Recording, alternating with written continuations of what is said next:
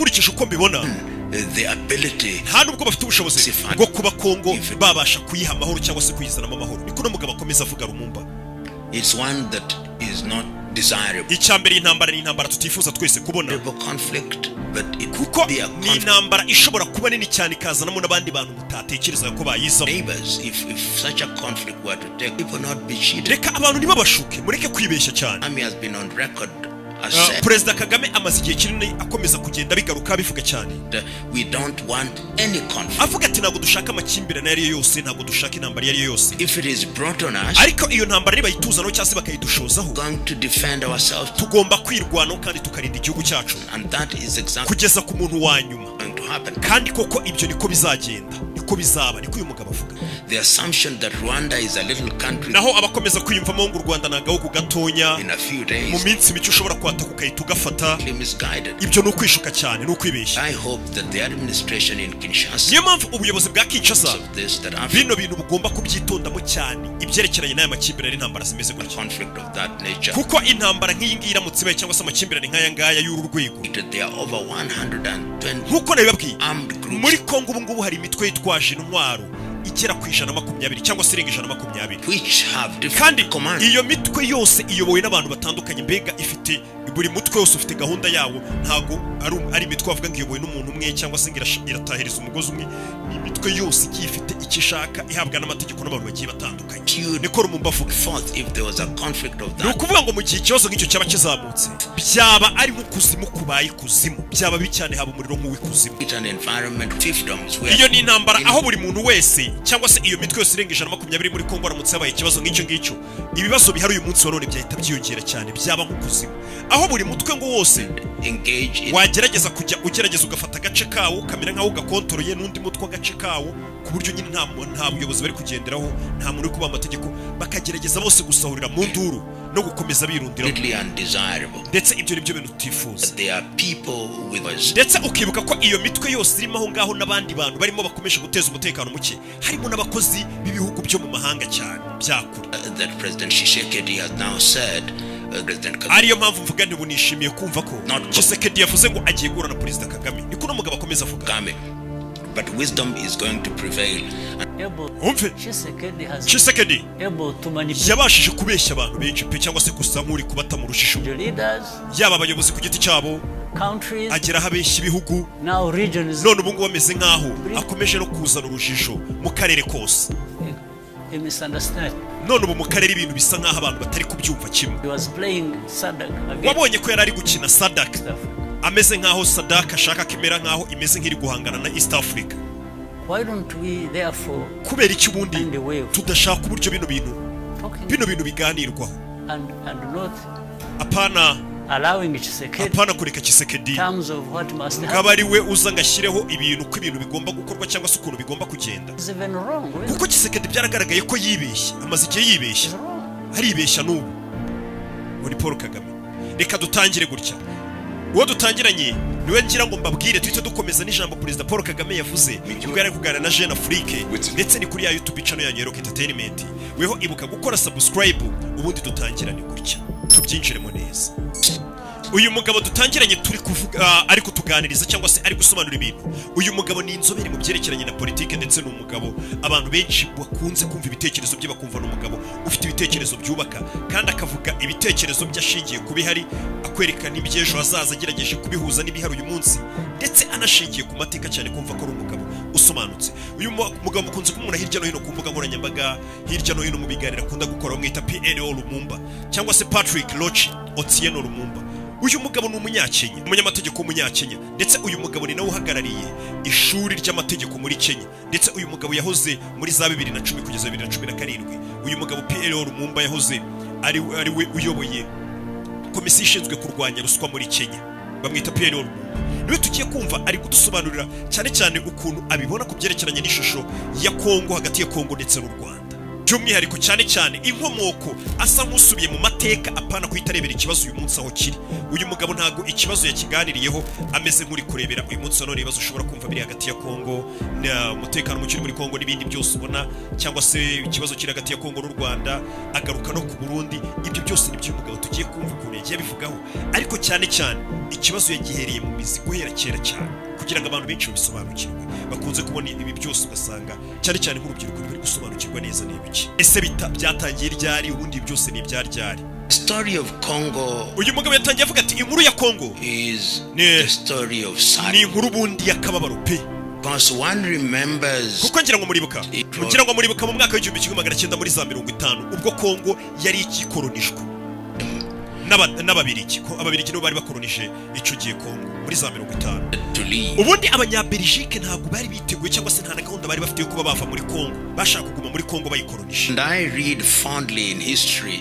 Iyo usomye neza mu mateka In 1958 mu mwaka w'1958 nibwo usanga ministiri wari uri muri Congo Patrice Lumumba, nibwo Patrice Lumumba yaje gutumirwa ngo ajye guhura na Kwame Nkrumah. Icyo gihe yari perezida w'igihugu cya Ghana, Kwame Nkrumah. Icyo gihe nibwo Kwame Nkrumah yatanze ubutumire atumira Patrice Lumumba kugira ngo Patrice Lumumba wari premier ministre wa Congo icyo gihe kugira ngo ajye muri azamuke muri Ghana, ajye mu nama yagombaga kubera Accra. Nanone ariko ngo ubwo butumire bari bahaye Patrice Lumumba ubundi ngo ntago ari we ugombaga kujyayo. Who had been invited with Joseph Kasavubu. Ubundi Joseph Kasavubu niwe bashakaga ko yitabira iyo nama yagombaga kubera muri Accra. Who was to become the cyane k'icyo gihe Kasavubu ari we wendaga kuba perezida wa mbere icyo gihe akahita ayobora Congo. Icyo gihe nibwo iyo nama ubwo yarangiraga Patrice Lumumba yivuyemo, nibwo yaramaze kumenyana n'abandi bayobozi kandi bafungutse mu mutwe, bafite amakuru menshi mbega b'abahanga, barimo nka Kwame Nkrumah agira ngo rumwe mu bayobozi bahambaye kandi bagiye bagaragaza ibintu byinshi. Muramuzi Kwame Nkrumah yaramaze guhura n'abandi bayobozi benshi. Patrice Lumumba yagarutse hari ubundi bumenyi yiyunguye, ndetse amaze no kumenyana n'abandi bantu bashobora kujya bahana ibitekerezo cyane cyane ku byerekeranye n'imiyoborere myiza. Nibwo icyo gihe noneho ibyari byerekeranye no kuba Congo yabona kwishyira ukizana byasaga nkaho bikomeje gushyuha cyangwa se biri kugenda bisatira kugira ngo bibe. Ubwo noneho abanya-Belgique bavugaga, ababirigi bavugaga ati noneho Congo tugiye kuyiha kwishyira ukizana, tuyiha independence yigenge. Ariko ababirigi ntago ariyo gahunda bari bafite, bo bashakaga kugira ngo batange ubwigenge, byitwe ko Congo imeze nkaho ariyo yiyobora, ariko atari cyo bifuza.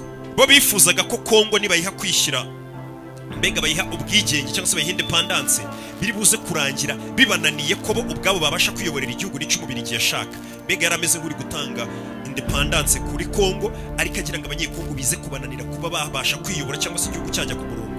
None umubirigi agumaho ngaho cyangwa se agaruke nanone akomeza ayobora icyo gihugu.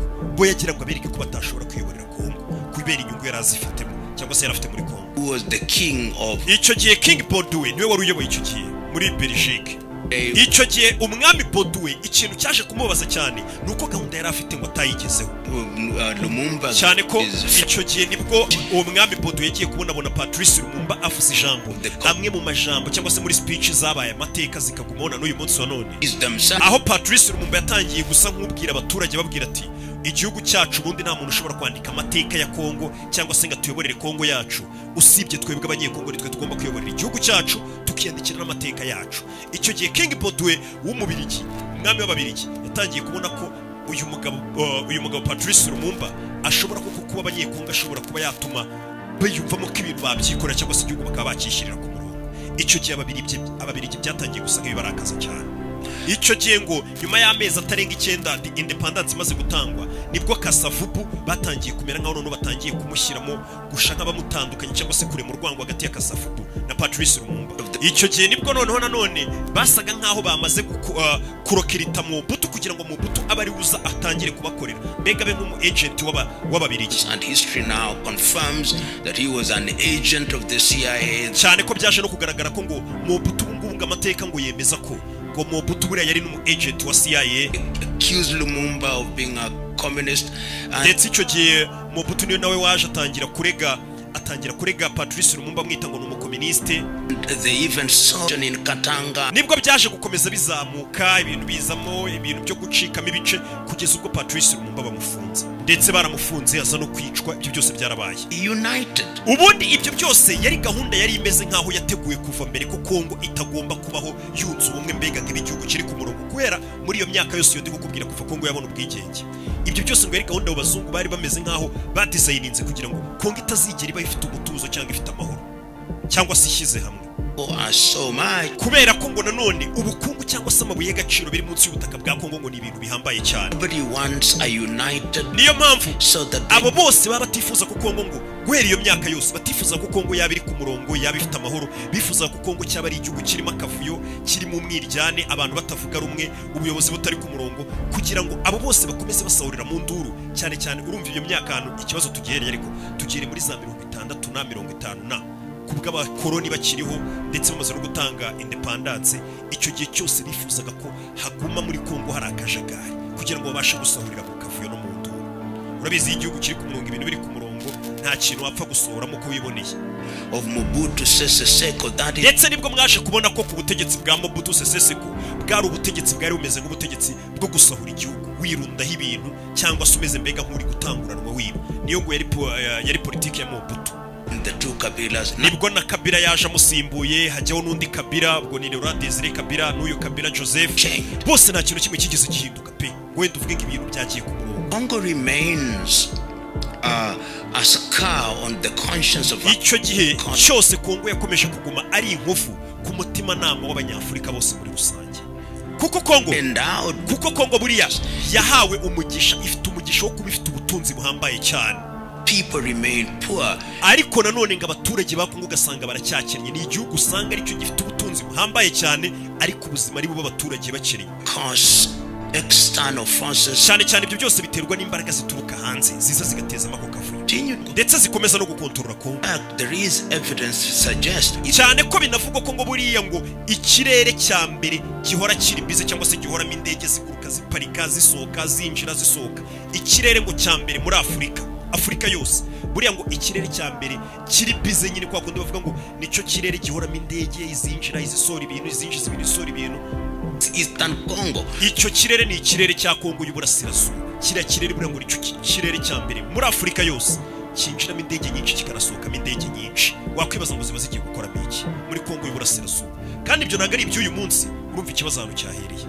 Coltan. Baba bari gucukura za coltan. They are mining cobalt. Baba bari gucukura za cobalt n'amabuye, diamond, za diama, zahabu. They are mining rare earth. Baba bari gucukuramo amabuye menshi agiye atandukanye y'agaciro utapfa gusanga ahantu henshi. Congo buriya yibitseho ubukungu buhambaye cyane, ngira ngo mwagiye mubona amabuye menshi agiye aturuka Congo cyangwa se ibintu byinshi bituruka Congo. Ibyo byo ntabwo twabitindaho, hafi ibintu byinshi cyane pe ubutaka bwaho. Ubu ngubu abenshi bumvaga ko abanyaburayi aribo kenshi usanga bari muri Congo bari gukora ibyo byose, ariko nanone n'umushinwa yamaze kwinjira muri Congo amazemo iminsi. The Americans have always been. Abanyamerika bo barahahoze ntabwo bigeze babaho batari muri Congo. Iki cyose bari muri Congo bakurayo amabuye since the 1940s. Guhera muri za 40-50 Abanyamerika bari muri Congo guhera icyo gihe na n'uyu munsi. Belgians are there. Ababirigi nabo ntabwo bigeze bahava, barakoronije byigira nkaho bahavuye batanze independence, ariko umubirigi na n'uyu munsi nabo bakiri muri Congo. French are there. Abafaransa bariyo bose nabo bashaka amabuye ndetse baba banakorayo rwose bari mu kazi.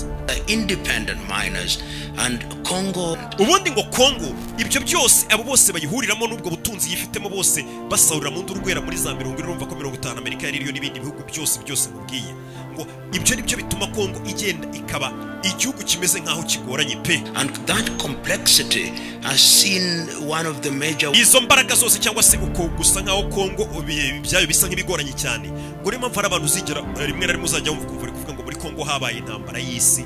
Kubera iki? Hahurira imbaraga nyinshi ziturutse mu bihugu bigiye bitandukanye, ibihugu by'ibihangange hirya no hino. Ibyo bihugu byose bikahurira bimeze nkaho byose biri gushaka ubwo butunzi ngo biri munsi y'ubutaka, ugasanga mbega bumeze nkaho isi yose ihuriye ahantu hamwe. Niyo mpamvu ari abantu uzumva bavuga ngo ni intambara y'isi ba muri Congo nta mutekano ifite pe, nta mutuzo ifite. Need only read this history. Ushaka ngo kumenya amateka cyane y'ibyerekeranye na Congo, uburyo ibi bintu atari iby'uyu munsi, ari ibintu bya kera, cyangwa se ukuntu Congo n'amahoro yayo agoranye cyane, ngo wasoma igitabo of Kwame Nkrumah. Wabisoma mu gitabo cyamamaye cyane cyanditswe n'umugabo bitaga Kwame Nkrumah kandi nkuko nakubwiye yari umwanditsi w'ibitabo, yari umuhanga cyane, yari umunyabwenge ndetse yabayeho n'umuyobozi wa Ghana.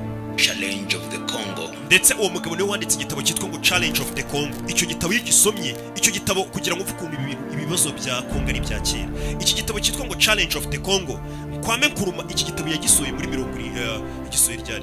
yagisoye muri 67 mu kwezi kwa mbere nibwo icyo gitabo cyasohotse hanze ari kuvuga ibyo bibazo byose byo muri Congo n'ibizo ntambara n'ibyo bici byose n'amabuye ariyo n'ukuntu ibintu byose abantu baba birwaniramo.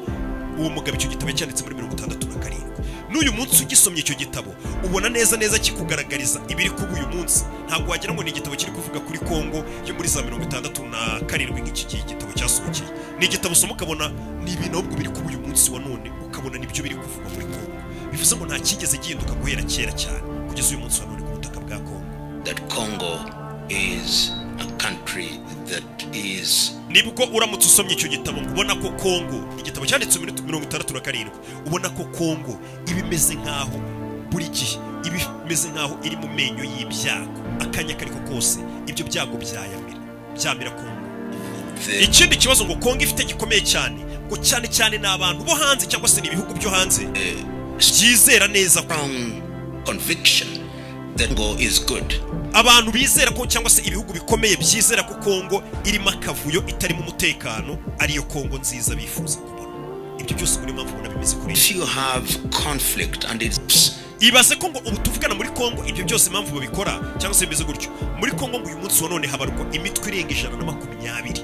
Imitwe kandi minini ifite abasirikare benshi, ifite intwaro, ifite ibikoresho, ifite n'abaha amategeko iyo mitwe igiye itandukanye, kandi abo batanga ayo mategeko no bakaba batandukanye. Imitwe irenga 120 iri muri Congo yitwaje intwaro. Kandi iyo mitwe yonyine uko ari 120 ntabwo iri muri Congo yose, iri muri Congo y'Uburasirazuba yonyine.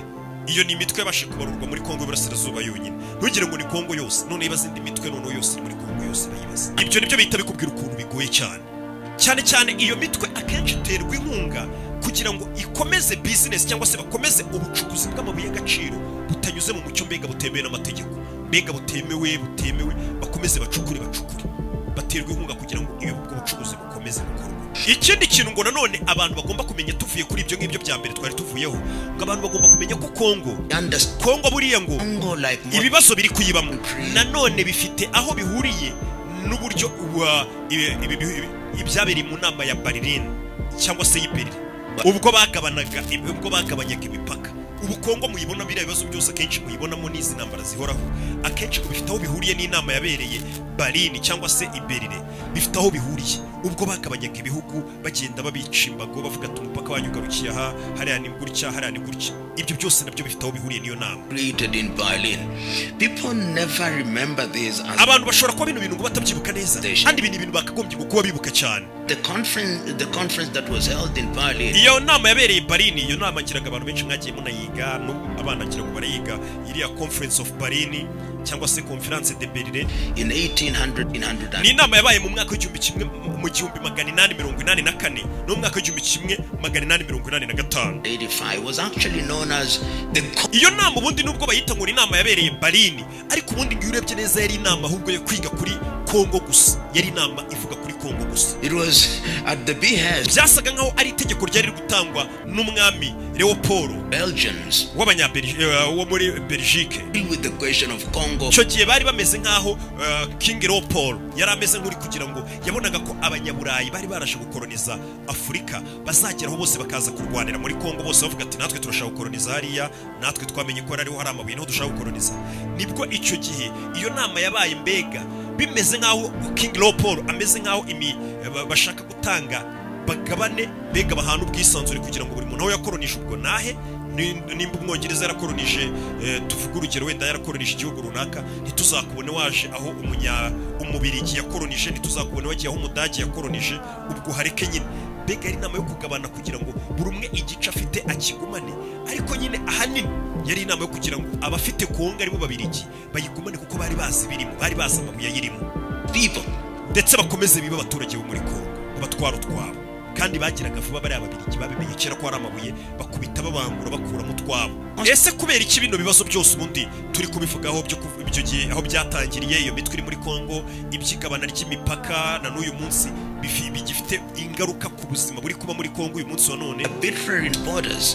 Uyu munsi wa none ubwo bagabanyaga imipaka bari abantu bagabanyije imipaka mbere na mbere bari abantu atari abanyafurika bayigabanije, ntago bari abantu bacu n'abazungu batugabanyije imipaka kugera wumva ngo hano ni mu Rwanda, hariya ni muri Congo, hariya ni Kenya, hariya nibo baje barabigabanya. Ibyo byose nibo babikaze. Like for example, urugero niyo mpamvu uzasanga hari amoko amwe ari hino y'umupaka, ugasanga kandi ubwo bwoko buri no hakurya y'umupaka. Urumva ibyo bintu akenshi babigabanije, hari ababigendeyemo, ugasanga bagabanyije umupaka kandi bagabanyije abantu bamwe, ugasanga igihugu bakigabanyije mu kabiri.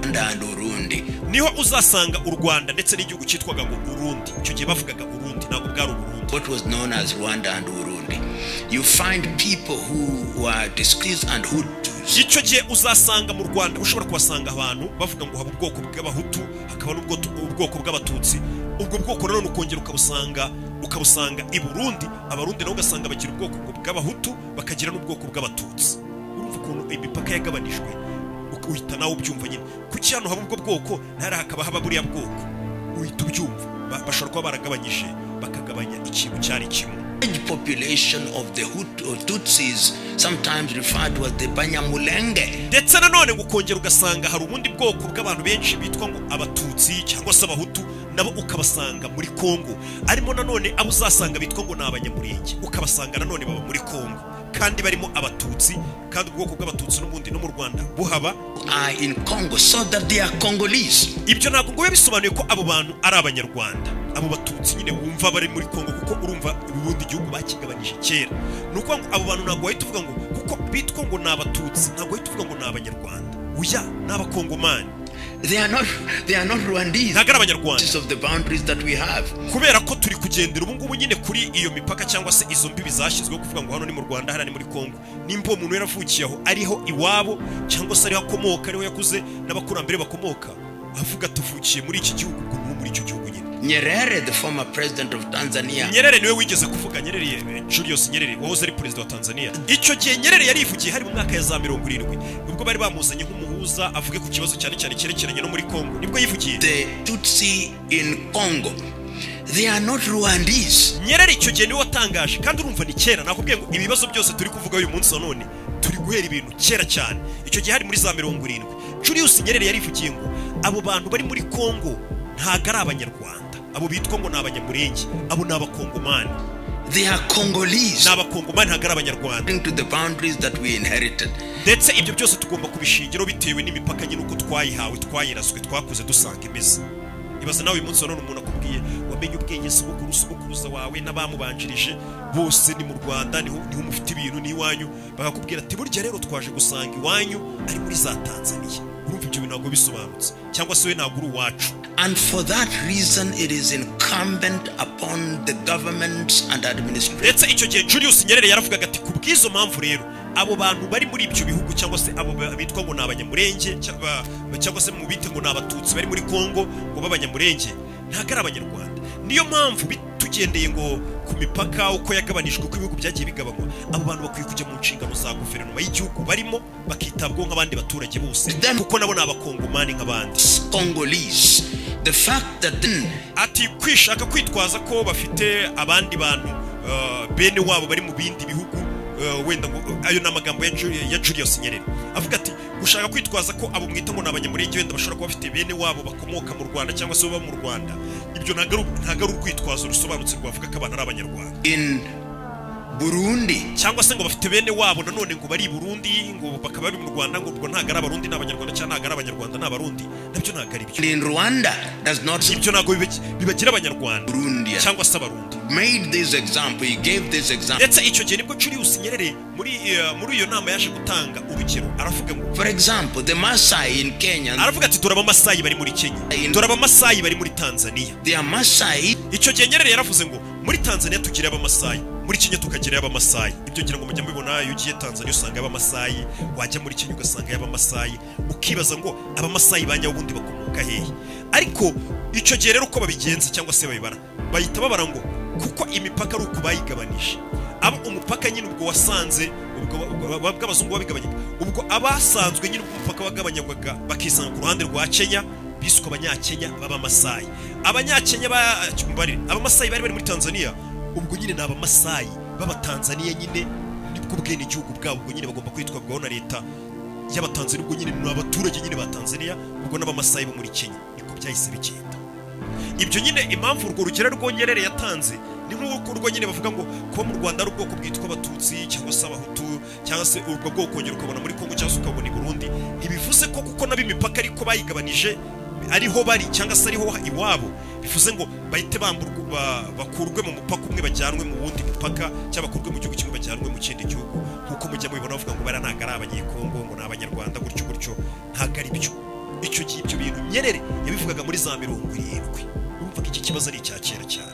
And that is ikindi kibazo nanone uyu munsi wa none gisa nkaho ngo gihuriye n'ibyo ngibyo ni ikibazo cya M23 cyangwa se M23 the M23 are people of Tutsi origin who are Congolese. Ubundi ngo abo bantu bitwa ngo ni M23 ni abantu bakomoka ngo muri Congo ni abakongomani nyine ariko ngo babatutsi. But they are now being told no, you are not Congolese. Gusa ngo bagiye kubona babona nyuma barabwiwe ngo oya mwe ntago muri abakongomani, you are Rwandese, muri abanyarwanda. And that is why you see the accusations that they supporting them. Niyo mpamvu nga kenshi ujya kubona ukabona kuri uyu munsi wa none ngo hari ibirego biri kurenga u Rwanda bivuga ngo abanyarwanda nibo bari gushyigikira umutwe wa M23 bitewe n'iki kuko M23 nyine ni abakongomani ariko nanone ngo babatutsi. And the frequent denials. Ndetse nanone ukabona nanone hari kuba uhakana kwinshi cyane. The Rwandese administration, ubuyobozi bw'u Rwanda nabwo bukomeza buhakana that they are not supporting them, ko badashyigikiye M23 atari bo bayifasha. The other current nanone ikindi kibazo usanga nanone kiri muri Congo uhasanga indi mitwe myinshi itwaje intwaro, urugero ushobora kuhasanga ADF nawo ni umutwe nyine wakomokaga muri Uganda, ni umutwe muri Uganda ubwo bawirukanaga wahungiye muri Congo. Fighters. Ndetse Joseph Kony ugira ngo urubyibuka bwo yajyaga muri Afurika yo hagati bivuga ko yaciye muri Congo akomeza agenda. Ndetse nanone bikavuga ko ngo muri iyo Congo n'ubundi harimo n'izindi nyeshyamba z'abarundi. So in Congo, in those thick forests, ibyo byose rero ngo bikahita bigenda bigahurira mu kintu kimwe aricyo ya Congo, aho usanga harimo ikibazo cya mbere kijyanye n'imitwe yitwaje intwaro muri Congo ifite impamvu zigiye zitandukanye bari kurwanira. Ushobora gusangamo imitwe nk'iyo twavuga ngo nka M23 uyu mugabo nk'uko akomeza bivuga ibiri guhananira kugira ngo bitwe ko ari abakongomani nyine atari kuvuga ngo babirukane ngo ntaga cyangwa se abantu babo bakomeze guhohoterwa.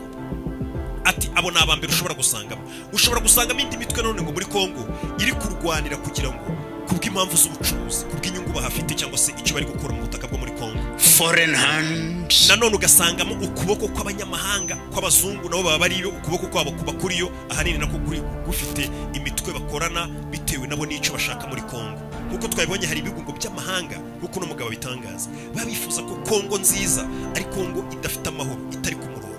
Iyo harimo karakavuyo ngo nibwo babasha gukuramo ibyaha. Abo banyamahanga cyane cyane babifuza ko Congo yaguma kuri imeze. Politicians who benefit. Nanone ugasanga barimo n'abandi banyepolitike nanone b'abakongomani nabo ubwabo bagafashije igihugu cyabo kugira ngo kijye ku murongo. Ugasanga nabo ubwabo buri umwe ari kureba inyungu ze apfa kuba ngabonye umwanya akahita avuga ati uyu mwanya mbonye nanjye nicyo gihe ngo agace kanjye runaka mbasha kuba nakwiba mu utwo nshoboye mbe nkuramo ibuye. Organized and disorderly and confused. Ibyo byose by'abo bayobozi ibyo byose iyo mitwe byose ako kavuyo kose kari hari muri Congo iyo biteranije ibyo ngibyo state of confusion. Ibyo nibyo biguha leta yavangiwe. Uri kumva ako kavuyo konyine no mugabo avuze kari muri Congo. Ibyo mitwe yose ayo banyamahanga abayobozi nabo ubwabo batari ku murongo bashaka kwisahurira kandi rero bagatumye igihugu kijya ku murongo. Uyu mugabo agahita avuga ati iko kavuyo kose iyo gahuriye mu gihugu ibyo bintu bita biguha igihugu cyavangiwe cyangwa se nacyo byacanze.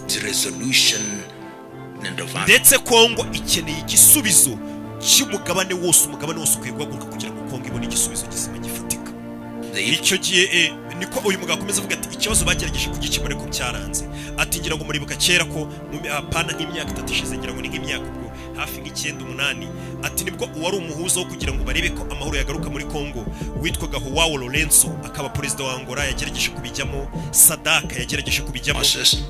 Then the Tshisekedi government ndetse na guverinoma ya Tshisekedi bagerageje kuzana abasirikare ba East Africa ngo barebe ko icyo kibazo bagikemura binyuze kuri Tshisekedi. Once again got dissatisfied. Nanone barongera barabirukana ntibanyurwa baravuga ati nabo tubirukane tubasubizeyo. Back to the SADC forces. Ndetse barongera Tshisekedi ahamagaza SADC ngo bari yiza kureba ko yakemura ibibazo muri Congo. The kind of confusion that there is. Ibyo byose nibikomeza kukwereka bimwe nakubwiraga ngo leta yavangiwe cyangwa se y'ibintu bibazo byabaye byinshi ko byavanze abantu bitewe naho kavuye kose urumva aho hamagaye abana bo baciye huzanye n'abandi nabo ubwabo babyabacanze kandi kuko ibyo bibazo bibari byinshi bihari. Several times suggested to some of the individuals. Uyu mugabo agakomeza avuga ati numva ko hari abayobozi tuba tuzi ko basobanutse kandi ari abahanga yaba abagabo n'abagore baturuka hirya no hino mu bihugu byinshi bitandukanye byo muri Afurika bakaza bakicara muri Congo hakaba inama ya Congo gusa. All the combatants ndetse imitwe yose irwanira muri Congo nayo iyo nama ikayitabira ikabihari. Decide how to govern Congo. Bakarebera hamwe uburyo Congo ikwiye kuyoborwa igashakirwa ibisubizo. Sustainable peace. Ndetse bakamenya neza ko basi Congo bagiye kwishakira amahoro arambye azahoraho. Congo easier. Uyu mugabo akavuga ati wenda kubivuga ushobora kumva byoroshye kandi koko biroroshye ariko ni ikintu Congo isabwa kandi kagisabwa byihutirwa kicyo kintu gikwiye kuba kugira ngo Congo ibe yabona amahoro arambye. So when your government in Kinshasa. Uyu mugabo akomeza avuga ati ikindi kintu nanone gisa nk'ikigoranye muri Congo nacyo gikomeza kugenda kigaragara ati ibaze nk'ubuyobozi bwawe cyangwa se guverinoma yawe ikorera muri Kinshasa. And you are talking about a country which is the size. Ati ibaze ubuyobozi bwawe buri muri Kinshasa kandi iki gihugu turi kuganiraho cyitwa Congo ni igihugu kinini cyane kingana nk'uburengerazuba bwose bw'Uburayi. There is poor. None ugasanga icyo gihugu ibikorwa remezo nabyo bimeze nkaho ntabyo. Infrastructure za Congo ziri pure byo pe nta bikorwa remezo. Uyu mugabo niyo magambo akomeza kuvuga. Nta mihanda yihuse nta kiwapi. You cannot be in effective control. Icyo gihe rero ntabwo buri umuyobozi ushobora kuba wayitanga itegeko ngo uvuge ngo uri tubasha no kurikontorora byose ukurikirana umenye ko ibyo wavuze cyangwa se wategetse biri gushyirwa mu bikorwa.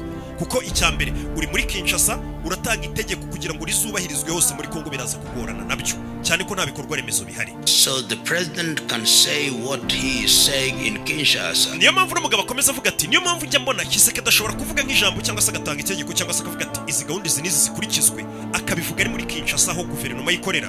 But the people in Goma can ignore him. Ariko abantu bari muri Goma cyangwa se n'abayobozi bari muri Goma n'abandi bayobozi baho n'abasirikare n'iki bo kuko bari muri Goma kandi akaba ari kure cyane ya Kinshasa kandi nta bikorwa remezo bihari byo kuba nk'abantu baza gukurikirana ibyo Kisekedi yategetse ko byakurikiranwe.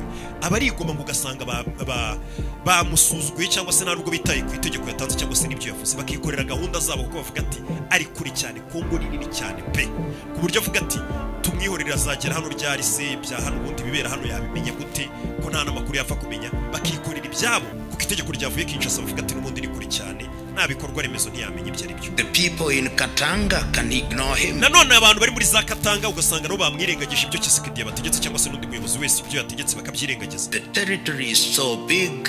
Congo mundi ni nini cyane pe. People are so divided, the interests are ariko nanone abaturage ba Congo usanga baracitsemo ibice so diverse. Nanone intego zabo ziratandukanye kwa kuntu nyine abantu bageze ko baracitsemo ibice bageze kuba intego baharanira ziratandukanye nuko ngo icyo nshaka zicyo n'umuturage wundi ashaka mbega ntago batahiriza umugozi umwe. That it will take a combined efforts of goodwill. Iyi niyo mpamvu nkubwira ngo bizasaba imbaraga z'uko Afurika yose yashyira hamwe kugira ngo bashake igisubizo cya Congo ndetse kugira ngo Congo ibashe kuba yakemura ibibazo ifite kandi ibikemure nona.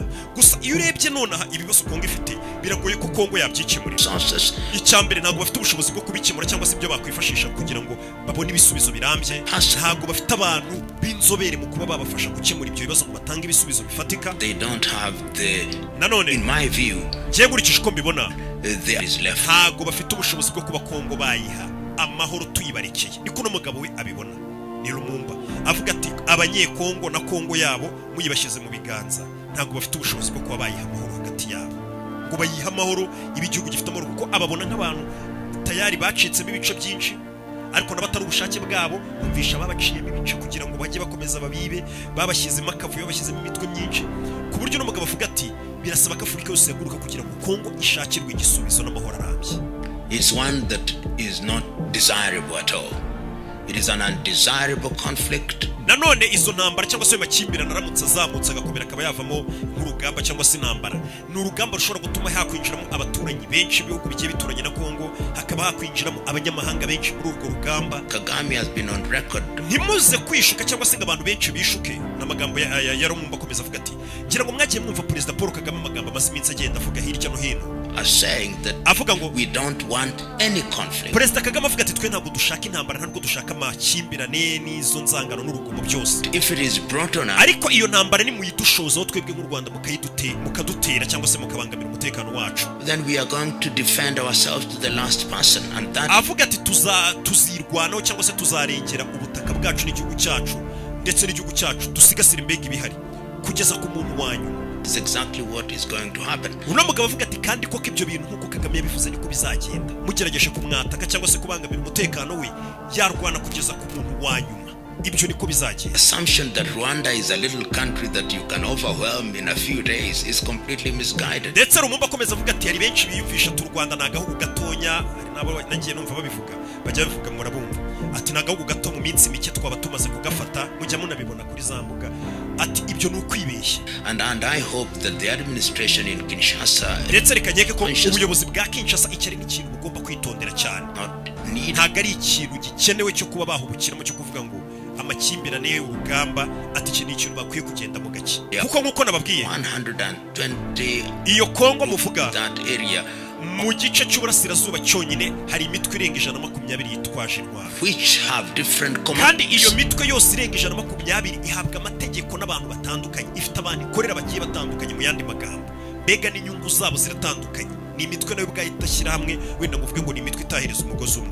Iyo mitwe yose buri mutwe ubureba inyungu zabo. What you'd be bring, uyu mugabo akomeza kuvuga ngo iyo ntambara iramutse ibaye cyangwa se ukavuye none ukakerura kakaba intambara muri Congo cyangwa muri kano gace, ati iyo mitwe yose cyaba kigiye ko muri Congo nayo yabyinjiramo kandi byahita biba nkaho noneho bibaye nk'ukuzimu, baba ari ukuzimu kuzanywe ku isi. Create an environmental fiefdoms where they mine and ati icyo abo bantu bakora nta kindi, iyo babonye akavuyo nk'ako kaje nibundi nibyo babifuza. Iyo mitwe yose irenga 120 bose bahita batangira kugenda bafata agace ka bakavuga ati kano ni akacu, bagatangira kujya mu bucuruzi bwo gucukura amabuye butemewe nk'uko basanzwe bakora gake gake, none bakabujyamo bigeruye bagacuruza amabuye mu buryo butemewe kurushaho. Bose bahita batangira gusahurira mu nduru, mbega bikaba urugomo rwinshi cyane rwo kwiba gusa, mbega yitiba nk'intambara y'abajura. Niyo mpamvu n'umugabo avuga ati kwaba ari nk'ukuzimu kubaye ku isi. Trade. Nanone n'umugabo agakomeza akavuga ati kandi mwibuke ko usibye n'iyo mitwe hari n'abandi bantu cyangwa se n'indi mitwe irimo aho ngaho ikorera ibihugu by'abazungu cyangwa se ibyo bihugu by'abanyamahanga, nayo ibiri kureba izindi nyungu. Nanone I'm happy he has now said that he is prepared to meet President Kagame. Ndetse n'umugabo akomeza avuga ati byibura ubu ngubu ikintu gisa nk'ari cyiza nuko numvishe ko Tshisekedi ashaka kujya kuganira na Perezida Paul Kagame, none bakicara bakaganira. The time when he sent to meet President Kagame, ati uko ari igihe cyari cyarageze yaranangiye kabisa, avuga ati nagasikira ganira na Perezida Paul Kagame ngo bongere kwicarana bibaho baganire. But wisdom is, ariko nanone reka tumerebe byibura ubwenge ubwo bwasha, ubwenge nibwo bugiye kuganza y'abantu buriya bemeye kwicara bari byiza kurushaho, niko n'umugabo akomeza avuga.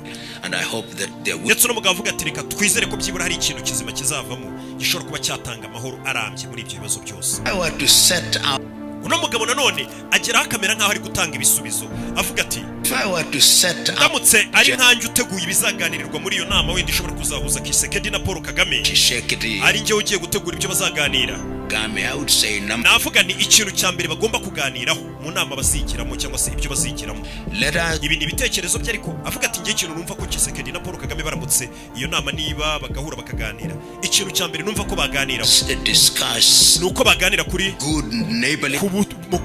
kubana neza ku bihugu by'ibituranyi, mbega bagaturana neza, ukamuntu akuvuga ngo n'umuturanyi mwiza tubanye neza, bakaganira ku byerekeranye n'amahoro, mbega ibintu baganiraho amahoro akaba ari yaza kwisonga, n'ibihugu by'ibituranyi bikabana neza, mbega kugira ngo ibihugu bituranye neza cyangwa se umuturanyi mwiza urumva icyo bisobanuye. And let us discuss the fate, ndetse bakaganira the Congolese who, ikindi kintu ngo bagomba kuganira, uno mugabo yumva ko bibaye byiza baheraho baganira, bakaganira ku kigomba kuba being said kuri abo bakongomani birirwa bitwa ngo n'abanyarwanda cyangwa se bavugwa ngo n'abanyarwanda, recognize them as Congolese. Leta ya Kongo ikabakira ikanavuga ko cyangwa se ikabibuka ko ari abanyekongo atari abanyarwanda, ari abaturage ba Kongo. Apana gukomeza bavuga ngo bano ntago ari abaturage ba Kongo ngo n'abanyarwanda, ibyo bikavaho. Kongo ikabakira abo bakongomani byitwa ngo n'abanyarwanda, nkuko twabibonye mu by'imipaka, bakakirwa nk'aho ari abakongomani, ndetse bakajya mu nshingano za leta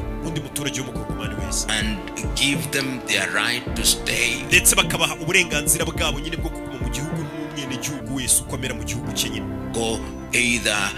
Ndetse uyu mugabo akavuga ati ikindi kintu mbona bakora nuko banagerageza bakaganira ku cyerekeranye ibyo byose bimaze gukorwa, abitwaga ngo n'abakongomani b'abanyarwanda bakabanza bakakirwa nk'abakongomani. Ndetse ikindi kintu baganiraho nuko ambura iyo mitwe yose muri Kongo yitwaje intwaro bakayambura intwaro military, ndetse ababikwiriye cyangwa se abo babona babimerita bakaba bakwinjizwa mu gisirikare nimba ari babona ko ari byo bikwiriye, ndetse bagashyiraho n'akanama cyangwa se bagashyiraho komisiyo igomba gukurikirana iyo situation y'ukuntu ibintu biri kugendamo byose neza. Ndetse komisiyo igomba kujya icunga ku mipaka yombi kugira ngo bamenye ngo kuri uyu mupaka wa Kongo n'u Rwanda nta kibazo na kimwe gihari, nta bari kubangamira abandi cyangwa basagarira abandi. Then I believe and discuss. Ndetse uno mugabo akavuga ati ndabizi Kongo ifite ibibazo byinshi si n'ibyo gusa cyangwa se by'u Rwanda na Kongo, atari ko byibura icyo ngicyo. Reka dukomereze hano. Uriya mugabo tumaze kumva ibitekerezo bye Rumumba, kandi wumva ko bishobora kuba ari ibintu bisobanutse bifatika bizima cyane, kumva ko ari umuntu uzi n'ibintu byinshi.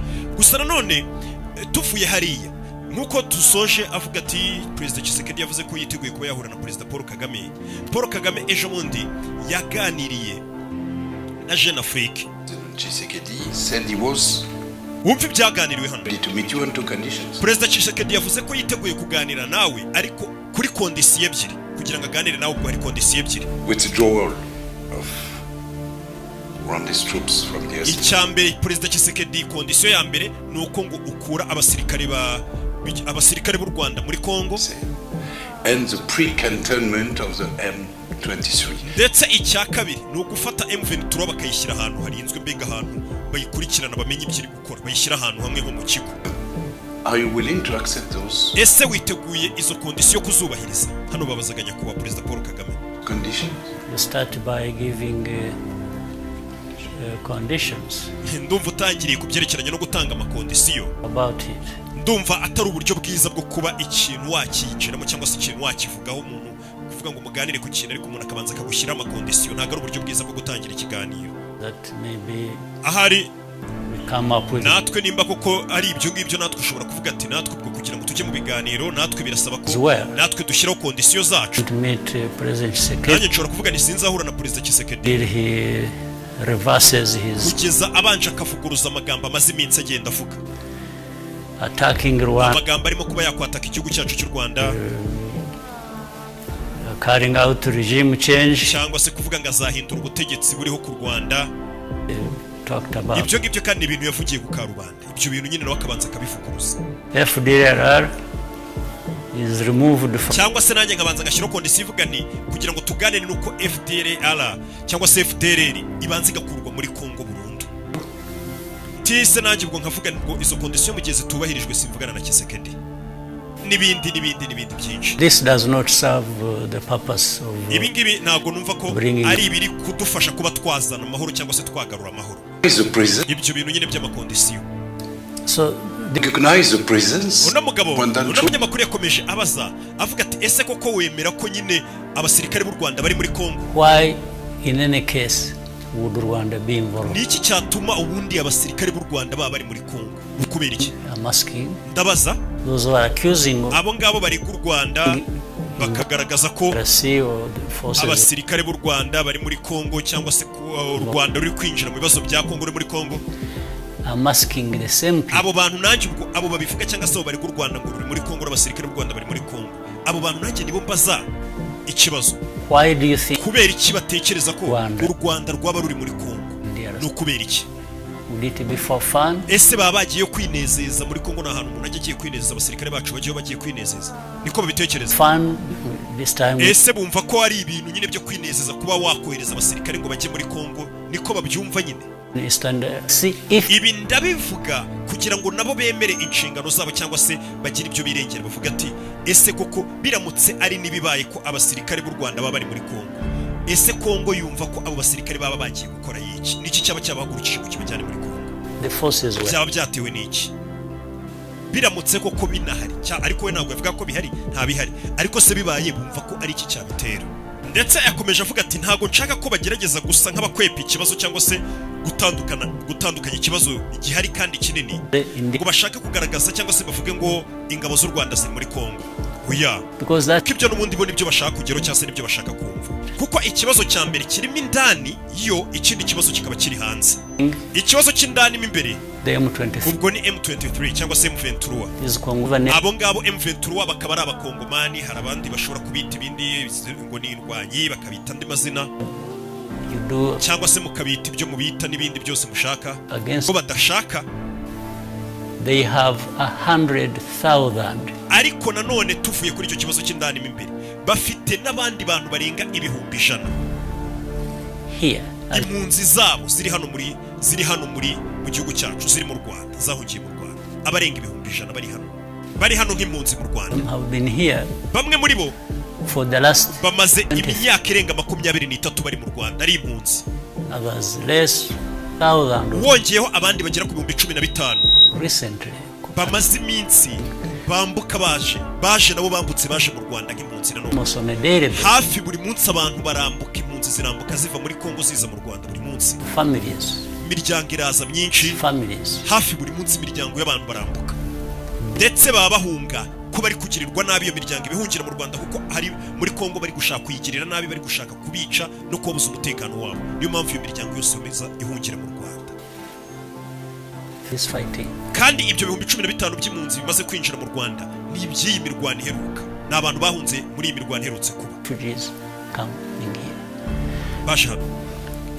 Nanone hakaba ibindi bivuga ngo M23 kuyifatira ibihano ni ibyihebe n'abagizi ba nabi. Ese uko kuyifatira ibihano iyo M23 nabo bagenzi babo cyangwa se abo bahunga abo bakongomana ariko ngo bo bagerageza kubita ibindi bintu nkamwe twakomeje turi bavuga ngo n'abanyarwanda ni ibiki gutyo ati nabo bagera ku 100,000 b'impunzi bari inaha mu Rwanda, nabo ubwo nyine no kubafatira ibihano bari hano nk'impunzi. Icyo gihe ntago ikibazo muba muri kukivugaho neza nk'uko cyakagombye kuvugwa. Tshisekedi has been able to manipulate. Tshisekedi yabashe kuba yashuka abayobozi ku giti cyabo, countries, ibihugu, now regions, none ubu ngubu n'akarere muri rusange batangiye kumva ibintu uko bitameze cyase babona uko bitari. Kuko byari meze nkaho yakinaga SADC kugira ngo irwanye East Africa. Kuki ubundi hadashaka uburyo abantu bakwicara ibi bintu bakabiganiraho, allowing Tshisekedi apana gukomeza kwemerera Tshisekedi must happen because ibintu ngabikora uko abishaka mu buryo bwe, kuko twagiye tubibona ko iyo abikoze mu buryo ashaka aribeshya. Yaribeshye. President, are you Mr. Tshisekedi? Umunyamakuru akomeza avuga ati ese nyakubahwa perezida, ibyo twakwita nk'ibikangisho Tshisekedi yagiye avuga ubwo yari ari muri kampeni yo kwiyamamaza ngo arebe ko yatorwa, ibintu yagiye akomeza kuvuga bimeze nk'ibikangisha akanga u Rwanda, avuga kuba yakwata ku Rwanda, kubarasa, wabifashe nk'aho biri serimbe, wabifashe nk'aho ari ibyanyabyo against Rwanda of his drones. Ese waba ufite ubwoba bwa drone za Tshisekedi cyangwa se zira ndege za Sukhoi zikaba ziguteye ubwoba? Why wouldn't I take it seriously? Kuki sabwe ibintu yavuze ntabifata nkaho yarakomeje kubera iki? He even has the income nawe ubwe to understand. Nabonye ntabwo ni gute ntabifata nkaho yarakomeje ibyo yavuze, kandi narabonye nawe ubwe nta bushobozi afite bwo gusobanukirwa neza ngo yumve ibyo yavuze cyangwa se icyo yagaragazaga.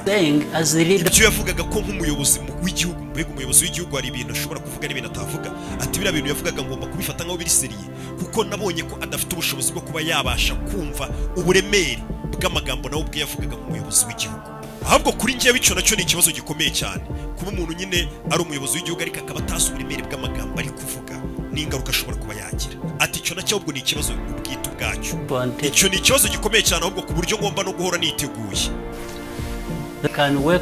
Kuko umunsi umwe umuntu nk'uwo udafite nyine ufite ubushobozi bwo kumva uburemere bw'ibintu abavuga imbere y'abantu ari umuyobozi, aturumva ko uwo muntu impamvu ngomba kubifata nk'aho ari iby'ibintu avuga cyangwa se biri na seriye, ati uwo muntu ngomba kwitegura kuko akanya kari kusoshobora no kubyukana nijoro never thought normal people akaba yakora ikintu utatekereza ko abantu bazima bakora. You spoke of ndetse yakomeje avuga ati FDLR ubu ngubu yamaze kwinjira mu byo gucukura amabuye, bacukura agace bamaze imyaka myinshi barafashe hameze nkaho habaye habo. Hagaru u Rwanda ubwo ngubu, not Rwanda, hagaru u Rwanda, but it is this Rwanda ariko that actually we are fighting. Abo banyarwanda nyine abo ngabo turi kurwanya iyo FDLR, and that abo ngabo guverinoma ya Congo yamaze kubakira, yarabafashe ku buryo isigaye n'abakoresha mu ntambara zabo. nanone hari ikindi kibazo rero gihari nyakubahwa perezida. How do you explain? Ndetse ni gute wasobanura umubano wawe w'u Rwanda ndetse n'igihugu cy'u Burundi umubano utameze neza cyo bisobanura gute? Ubwo twamaraga gukusanya amakuru twahawe amakuru n'inzego zacu z'ubutasi Burundi waza ko Uburundi buri gutegura ndetse buri no kohereza abasirikare igoma abasirikare muri Goma mu majyaruguru y'uburasirazuba bwa Congo ndetse zigiye kurwana n'ingabo zo mu karere k'uburasirazuba bwa Afurika. Called by phone. Jewe ubwanjye nihamagariye perezida Ndayishimiye kuri telefone y'u Burundi. Ndayishimiye and I did. Narabikoze pe. And I asked him, I said, President, I have heard that. Jye naramwiyamagariye ndamubaza ati perezida numvishe ko ndetse ndamubwira nti Ndayishimiye numvishe ko wohereje abandi basirikari batandukanye n'abasirikari cyangwa se n'ingabo wohereje ngo zijye kuba zarwana zirwana n'umuryango nyine wa Afurika y'uburasirazuba. Numvishe ko ari abandi basirikari wohereje ku rundi ruhande baca inyuma bagiye kuba bafatanya na guverinoma ya Kinshasa. I said that is in contradiction with what. Ndetse ngerageza kumusobanura ko ibyo ngibyo byaba biri kuvuguruza cyangwa se bihabanye n'impamvu ingabo zo mu muryango wa Afurika y'uburasirazuba zaba zarishyize hamwe ngo zibe arizo bari koherezamo ingabo kuki izo zindi zaciye ku ruhande zikaba ziri gukorana na Kinshasa ko byaba atari byo byaba biri kuvuguruzanya ko ba izo ngabo zindi ahubwo zaba zigiye kuba zakora ibindi bihabanye n'ibindi tutazi. And I told him, I said, this is. Ndetse icyo gihe namweretse ko ibyo bintu atari byo ari bibi cyane. And the implication. Ndetse ntangira kumwereka ko ibyo bintu ari ukugerageza kuba byabangamira umutekano w'u Rwanda. With your presence in support of FDLR. Cyane ko namwerekaga ko izo ngabo ubwo ngubwo zigiye gufatanya na FDLR. Near our. Zize ku hafi y'umupaka wacu, FDLR hafi y'imipaka yacu. He swore to me that that's not true. President Ndayishimiye yarandahiriye arambwira ati ibyo bintu ntago ari ukuri pe. No. Arambwira tuyaho ya pe. Whoever told me. Arambwira ati told me lies. Wakubwiye ibyo byose yakubeshye nta ngabo z'abarundi ibyo bintu ntago turi kubikora pe. Kandi twamakuru twamaze kuyakira avuye mu butasi. To be wrong. If I'm wrong, well and good. Nanjye nibwo namubwiye ataho byaba ari byiza pe nimba bambwiye ibinyoma cyangwa se nimba nibeshye kuko izo ngabo ntazo uri kohereza muri Congo byaba ari byiza pe byaba ari sawa. Ariko nyuma y'ibyumweru bibiri twagiye kubona tubona abasirikare Burundi bamaze kugera igoma. Or even less. Ahubwo menye n'ibyumweru bibiri bitari byuzuye. So you can see he even told me lies. Uri kumva ko yambeshye nyine yambwiye ibinyoma na ubwe. We still have primitive. Urumva turacyafite abantu cyangwa se abantu bagendera kuri za politike za kera zimwe za kera bya myumvire ya kera mbega bya byo twita ngo ni imyumvire ishaje cyane yindi shingiye ku bintu by'amoko. This is exactly ibyo ngibyo rero nkanabona ko ari byo bigenda bigahuza Tshisekedi Ndayishimiye and FDLR. Perezida Kagame yakomeje avuga ati ariya ziriya disikuru bavuga zuzuye urwango ndetse no kuzigerageza no kubiba urwango n'ingengabitekerezo y'urwango. Ibyo ngibyo nibyo bigenda bikageza kuri jenoside ndetse niho biri kugana. Ibyo nibyo bigenda ayo magambo bavuga izo nzangano bagenda biba nizo ziri kugenda zizana jenoside zibiba jenoside ndetse ari byo mwatangiye kugenda mubona ko mu burasirazuba bwa Congo biri kuhaba by other groups. Ndetse ibyo noneho ntabwo bikiri gukorwa na FDLR gusa ndetse bigakorwa n'indi mitwe nanone kubera ayo magambo y'urwango ibyo bintu bashyiramo hari n'indi mitwe noneho usibye na FDLR nayitangiye gukora ibyo bikorwa by'amajenoside kubera izo nzangano baba babibyemo. Ati wenda nimba ari imibare yabaye myinshi wenda uvuze FDLR irahari pe ariko noneho hiyongereyeho n'abandi benshi aho ngaho ndetse muri hiyongereye iyo mitwe myinshi iri muri Congo ndetse harimo n'abayobozi baba bashyigikiye cyangwa se bashyigikiye kuba bibamo ayo magambo y'urwango ayo speech bavuga ibyo byose harimo hate ideology. Ndetse perezida yakomeje avuga ati ese wowe byumva gute iyo ubona umuyobozi w'igihugu mu gihugu cye akakira ingengabitekerezo y'urwango? Ukeka ko icyari ikintu gitonya ukabona ni ibintu byakiriwe rwose ubugome ibintu by'urwango kwangisha abantu abandi ibintu nk'ibyo bakabyakira mu gihugu ari umuyobozi w'igihugu byemeye ibyo bintu mva ko ari ibintu byoroshye cyane. Hello everyone, nkuko nabibabwiye turi muri Dubai Market aho ushobora kuza ukaba wafata ibikoresho ukaba wakwishyura mu byiciro ibikoresho birimo ama fridge, amakuka, washing machines, ibikoresho byose byo mu rugo ushobora kwifashisha waza ukabibona hano muri Dubai Market, hanyuma ukabasha kuba wabyishyura mu gihe cy'amezi 5. Ibindi bikoresho dufite ku banyeshuri twabazaniye ama computer, ama laptop, ama bwoko bwose wifuza uraza ukodaringa tukaba twaguhereza ukishyura nawe mu byiciro bikoroheye.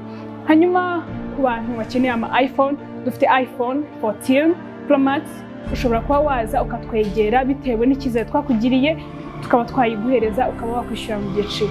Biroroshye cyane, mutugane tubafashe, mutugane mutubere abakiriya beza, tubere abacuruzi beza. Murakoze cyane.